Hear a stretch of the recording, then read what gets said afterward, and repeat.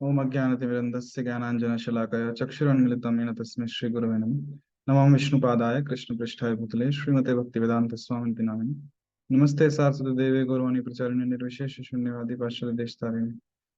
जय श्री कृष्ण चैतन्य प्रभु नित्यानंद श्री अद्वैत गदाधर श्रीवासादि गौर भक्तवृंद। हरे कृष्ण कृष्ण कृष्ण हरे हरे, हरे राम राम राम हरे हरे। हरे कृष्णा। तो हम पढ़ रहे हैं कुंती महारानी की शिक्षाएं, प्रार्थना क्रमांक 22। कृष्ण की उपस्थिति में शोभा।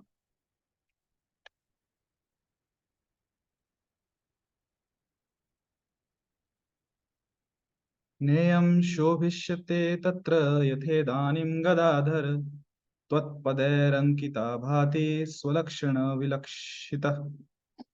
कुंती महारानी कह रही हैं कि हे गदाधर अर्थात कृष्ण, इस समय हमारा राज्य आपके चरण चिन्हों से अंकित है, जिसके कारण ये सुंदर लगता है, लेकिन आपके चले जाने पर ऐसा नहीं रह जाएगा। तात्पर्य श्रील प्रभुपाद जी द्वारा, भगवान के चरणों में कुछ विशेष चिन्ह होते हैं जिनके कारण वे अन्यों से भिन्न हैं। भगवान के चरण तल अर्थात तलवे, इसमें ध्वजा, वज्र, अंकुश, छत्र, कमल, चक्र आदि चिन्ह बने रहते हैं। जहां जहां भगवान चलते हैं वहां की मुलायम जमीन पर ये चिन्ह अंकित होते जाते हैं।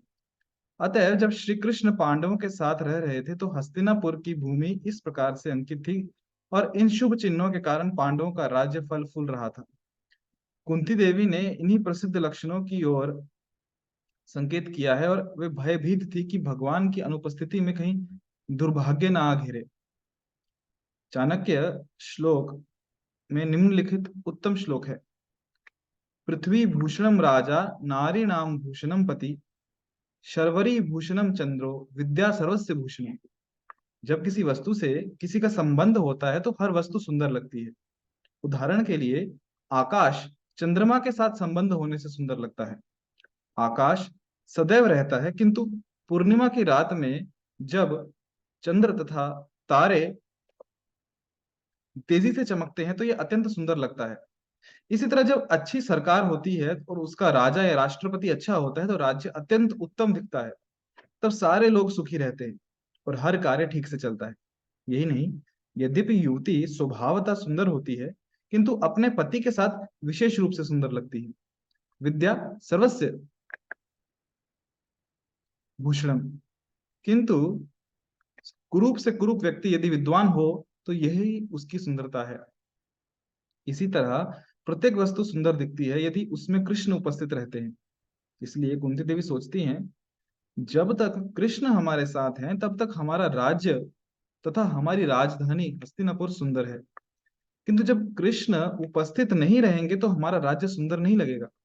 वे कहती हैं, हे कृष्ण, आप इस समय हमारे राज्य में विचरण कर रहे हैं और अपने पद चिन्हों से हर वस्तु को सुंदर बना रहे हैं। सर्वत्र ही पर्याप्त जल है, फल है और हर वस्तु सुंदर लगती है, किंतु आप हमसे विदा ले लेंगे तो ये सब वस्तुएं सुंदर नहीं लगेंगी। ऐसा नहीं है कि जब कृष्ण वर्तमान थे और कुंती बोल रही थी तभी के लिए यह बात लागू होती है। हमारी सभ्यता की प्रगति के बावजूद यदि हम कृष्ण तथा कृष्ण भावनामृत को हर वस्तु के केंद्र में नहीं लाते तो हमारी सभ्यता कभी भी सुंदर नहीं बन पाएगी। जो लोग कृष्ण भावनामृत आंदोलन में सम्मिलित हुए हैं वे उसके पूर्व सुंदर थे, किंतु अब जबकि वे कृष्ण भावना भावित हो चुके हैं तो वे विशेष रूप से सुंदर दिखते हैं।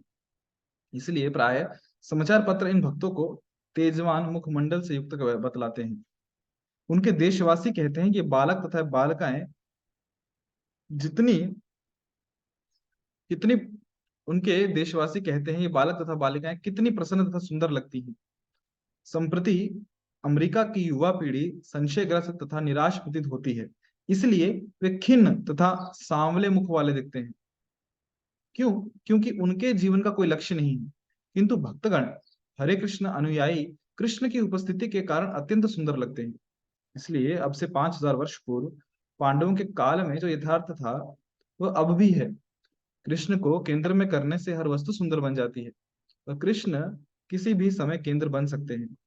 कृष्ण तो सदैव उपस्थित रहते हैं, बस हमें उनको आमंत्रित करना है कि हे प्रभु आइए और केंद्र में पूजिए।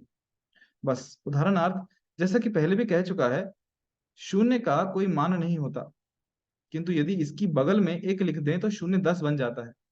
अतः कोई मनुष्य जो भी कर रहा हो उसे बंद नहीं करना चाहिए। हम कभी नहीं कहते हर भौतिक कार्य को रोक दो। अच्छा हो कि मनुष्य अपने कार्य में कृष्ण को सम्मिलित कर ले। हाँ, जो भी कृष्ण भावनामृत के विरुद्ध जाति हो उसे हमें छोड़ना होगा। इसलिए नहीं कि हम भौतिक कार्यों को बंद नहीं करते, इसलिए हमें मांसाहार नहीं कर इसलिए कि हमें मांसाहार नहीं बंद करना चाहिए। एक मिनट। हाँ, जो भी बात कृष्ण भावनामृत के विरुद्ध जाती हो उसे हमें छोड़ना होगा। इसलिए नहीं कि हम भौतिक कार्यों को बंद नहीं करते, इसलिए हमें मांसाहार नहीं बंद करना चाहिए। हमें मांसाहार इसलिए बंद करना चाहिए क्योंकि यह कृष्ण भावनामृत में प्रगति के विरुद्ध है। कोई पाप कर्म करते हुए कृष्ण भावनामृत में प्रगति नहीं कर सकता, किंतु कृष्ण कहते हैं, अहम त्वाम सर्व पापेभ्यो मोक्षयिष्यामि मा शुचः।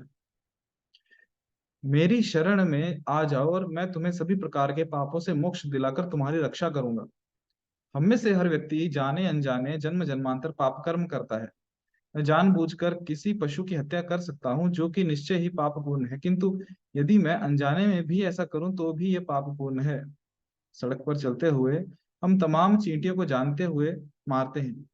इसी तरह अपने अन्य सामान्य व्यवहारों में, भोजन बनाते समय, जल पीते समय या मसाला कूटते हुए हम अनेक जीवों की हत्या करते हैं।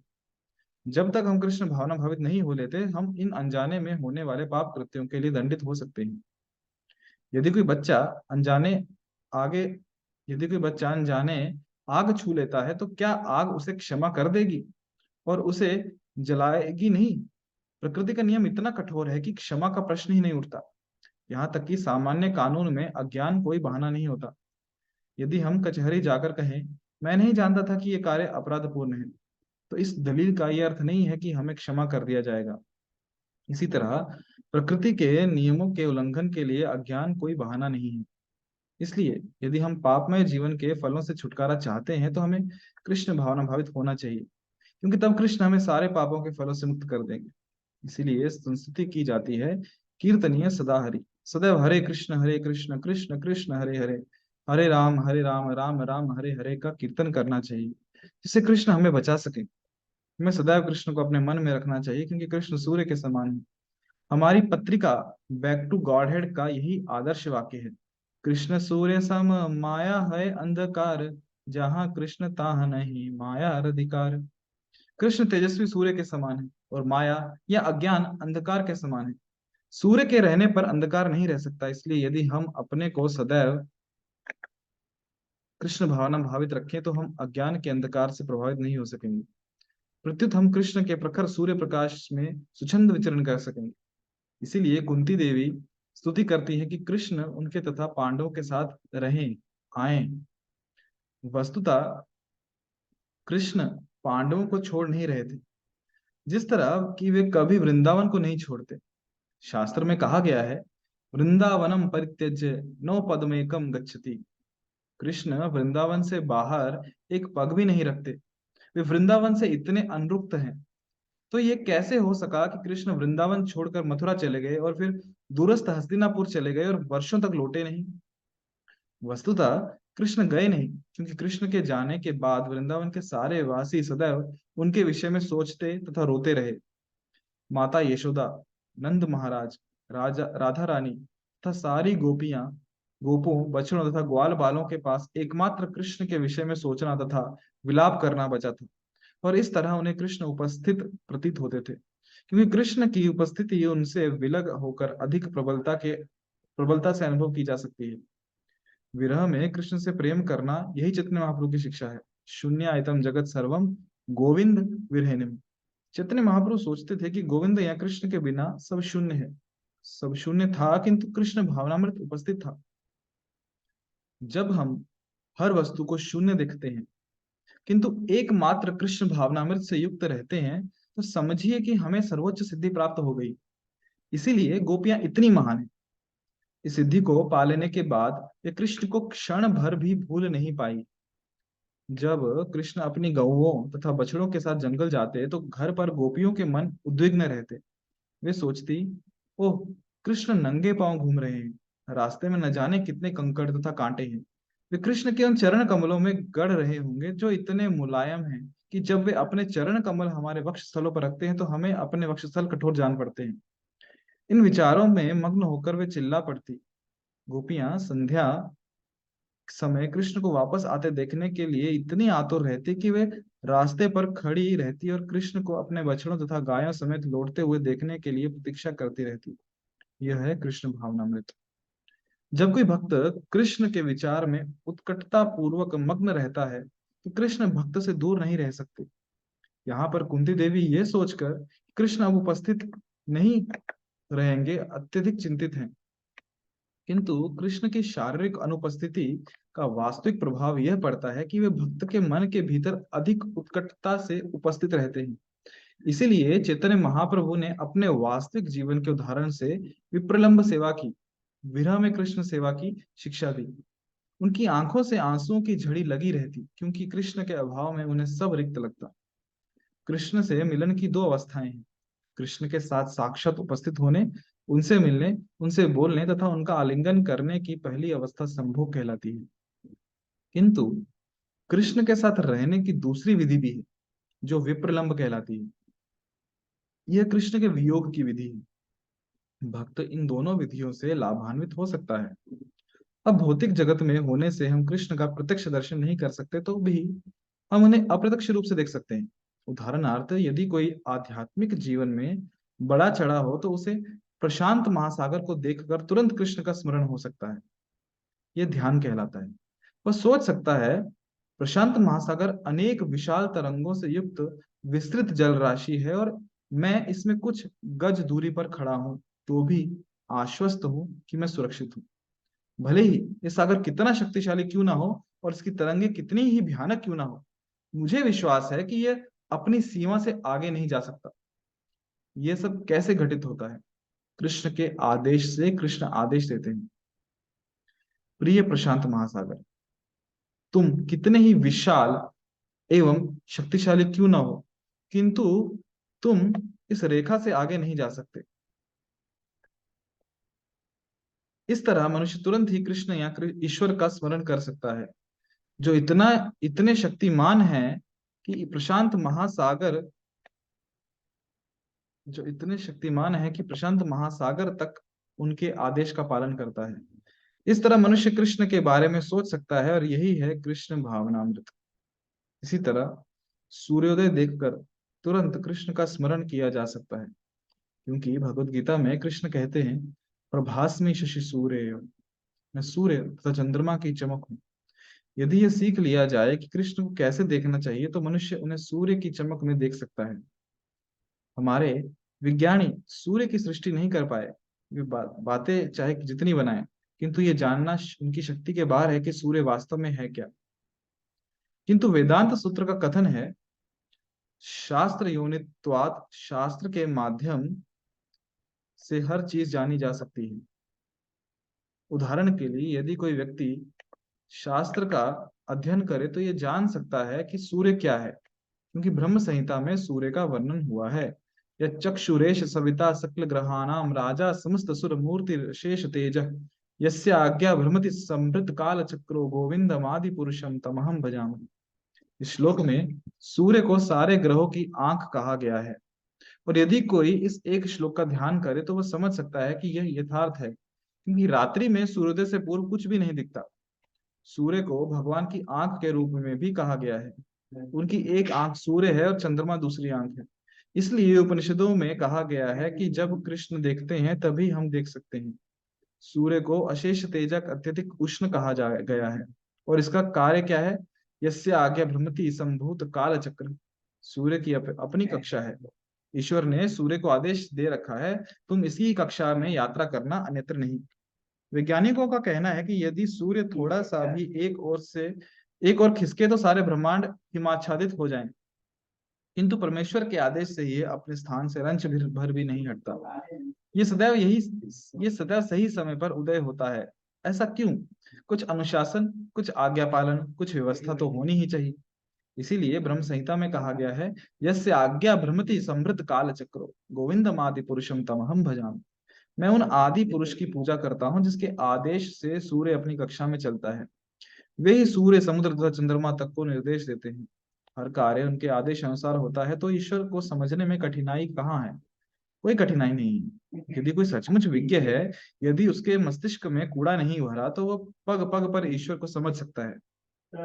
भगवान कहते हैं, रसो हम अपसु कौन्तेय प्रभास्मि शशि सूर्यो प्रणव सर्व वेदेषु शब्द खे पुरुषम विशु। हे कुंती पुत्र, मैं जल का स्वाद हूँ, सूर्य तथा चंद्रमा का प्रकाश हूँ, वैदिक मंत्रों में ओमकार हूँ, मैं आकाश में ध्वनि तथा मनुष्यों में सामर्थ्य हूँ। तो फिर लोग क्यों कहते हैं कि मैंने ईश्वर को नहीं देखा? वे उस रूप में ईश्वर को क्यों नहीं देखते जिस रूप में उन्हें देखने का आदेश है? वे अपनी विधि क्यों गढ़ते हैं? कोई मनुष्य अपनी विधि से ईश्वर को नहीं देख सकता, ऐसा संभव नहीं।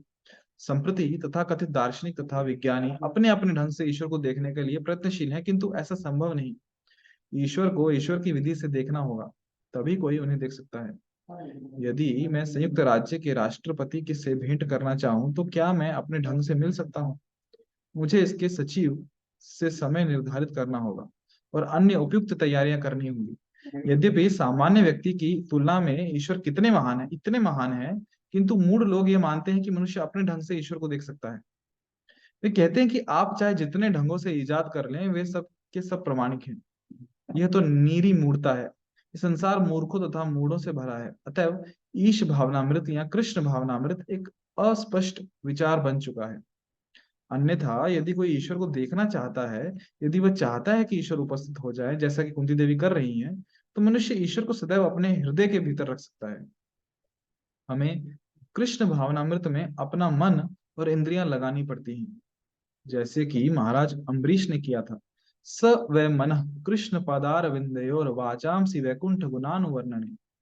सर्वप्रथम हमें अपना मन कृष्ण के चरण कमलों पर स्थिर करना चाहिए, क्योंकि मन समस्त इंद्रिय कार्यों का केंद्र है। यदि मन अनुपस्थित होता, तो आंखें होते हुए भी हम देख ना पाते और कान होते हुए भी हम सुन ना पाते। इसलिए मन को 11वीं इंद्रिय माना जाता है। इंद्रियां 10 हैं, 5 कर्म इंद्रियां तथा 5 ज्ञान इंद्रियां, और इन इंद्रियों का केंद्र है मन। भगवत गीता में कहा गया है, इंद्रियाणि प्राण्याहुर इंद्रियभ्य परम मन मनसस्तु परा बुद्धियोर बुद्धे परतस्तु स। कर्म इंद्रियां जड़ पदार्थ की अपेक्षा श्रेष्ठ है, मन इंद्रियों से बढ़कर है, बुद्धि मन से भी उच्च है, और वह आत्मा बुद्धि से भी बढ़कर है। इस श्लोक में कृष्ण बतलाते हैं कि यद्यपि हम इंद्रियों को प्रधान मानते हैं, किंतु इनसे भी बढ़कर मन है, मन से भी बढ़कर बुद्धि है, और बुद्धि से भी बढ़कर आत्मा है। यदि हम मन की गति का भी यदि हम मन की गति को भी ना समझ सके, तो फिर आत्मा के अस्तित्व को कैसे महत्व दे सकते हैं? मन के परे बुद्धि है, और चिंतन द्वारा मनुष्य अधिक से अधिक बौद्धिक स्तर तक पहुंच सकता है, किंतु आत्मा तथा ईश्वर को समझने के लिए मनुष्य को इस बौद्धिक स्तर से ऊपर उठ जाना होगा। हर वस्तु को समझ पाना संभव है, किंतु हमें सही स्रोत से ये ज्ञान प्राप्त करना होगा। इसलिए वैदिक आदेश है, तद विज्ञानार्थम स गुरुम एवाभिगच्छेद समित्पानि क्षोत्रियम ब्रह्मनिष्ठम।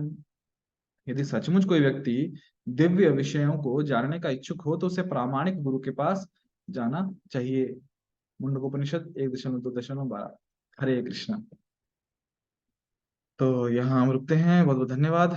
वांछा कल्पतरुभ्यश्च कृपा सिंधु भैरव च पतितानां पावनेभ्यो वैष्णवेभ्यो नमो नमः।